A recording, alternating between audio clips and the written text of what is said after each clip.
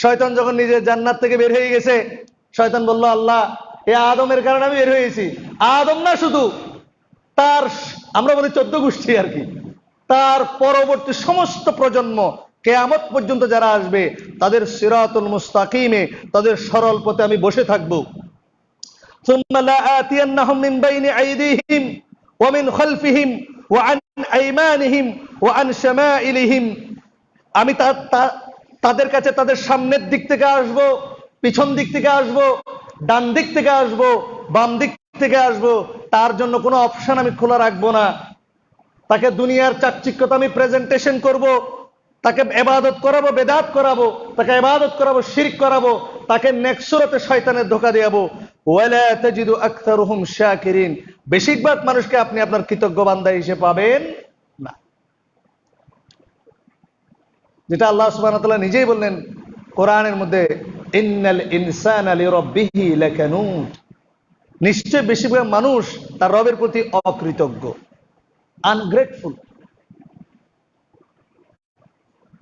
সম্মানিত উপস্থিতি, এই শয়তানের ওয়াসওয়াসা কিয়ামত পর্যন্ত চলছে।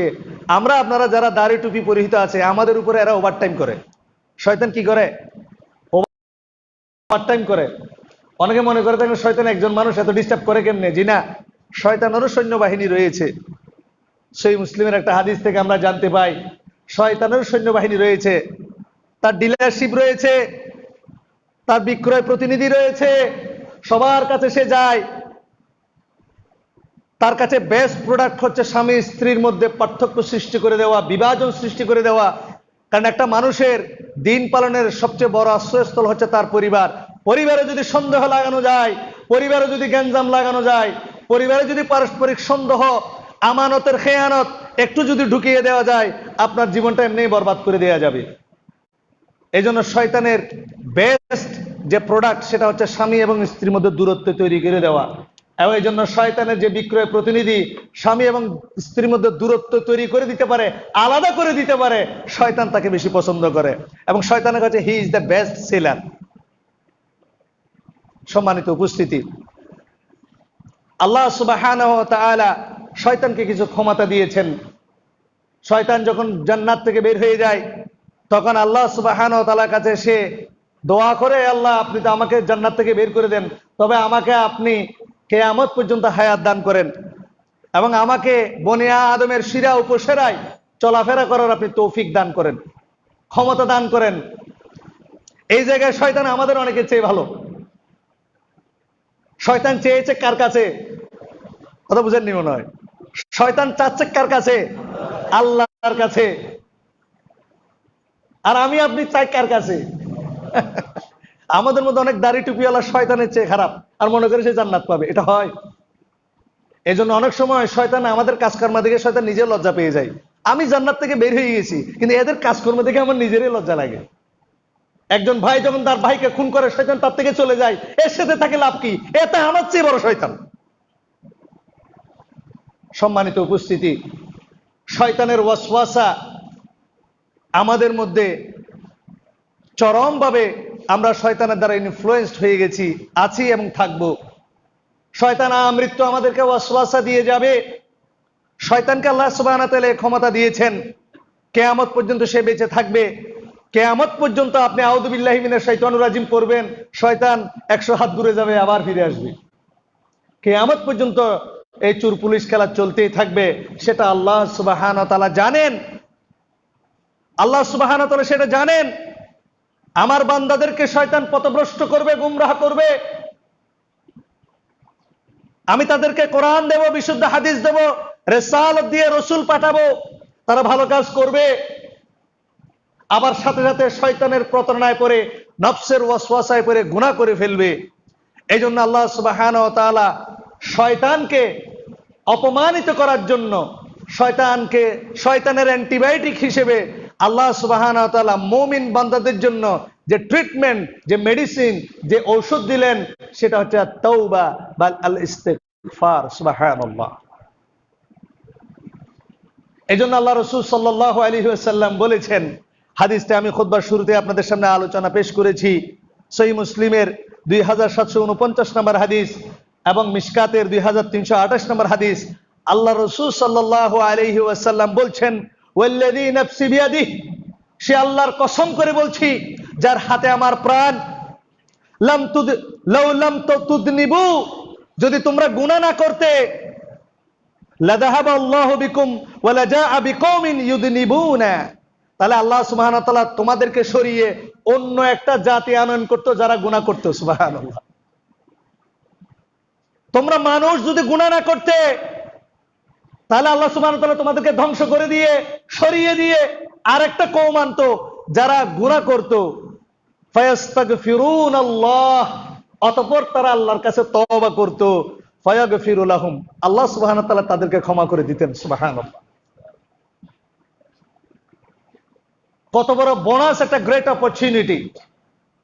মুসনাদ আহমদের মধ্যে শয়তান আল্লাহকে বলছে, হে আল্লাহ, আপনার ইজ্জতের কসম। কার কসম?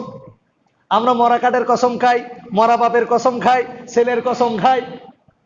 হ্যাঁ, মরা খাট আমারে ঘষবে না, মাটি আমারে ঘষবে না, এই ধরনের শিরক কুফরি কথা কিন্তু শয়তানের মধ্যে পাবেন না। শয়তান কার কসম খাচ্ছে? আল্লাহর কসম। হে আল্লাহ, আপনার ইজ্জতের কসম, আদম সন্তানের মধ্যে যতক্ষণ পর্যন্ত রূহ থাকবে ততদিন পর্যন্ত তাকে আমি পথভ্রষ্ট করতে থাকবো। আর আল্লাহ সুবহানাহু ওয়া তাআলা বলছেন, আমার ইজ্জত এবং জালালের কসম, যতক্ষণ পর্যন্ত বনি আদম আমার কাছে ক্ষমা চাইবে ততক্ষণ পর্যন্ত আমি তোমাকে ক্ষমা করতে থাকবো। সুবহানাল্লাহ। তাহলে দেখেন, শয়তান 40 বছর ধরে আপনাকে গোমরা করলো, আর একদিন আপনি চোখের পানি ফেলে দিয়ে আল্লাহর কাছে তওবা করলেন। 40 বছরের শয়তানের সমস্ত শ্রম আল্লাহ নষ্ট করে দিয়েছে। সুবহানাল্লাহ।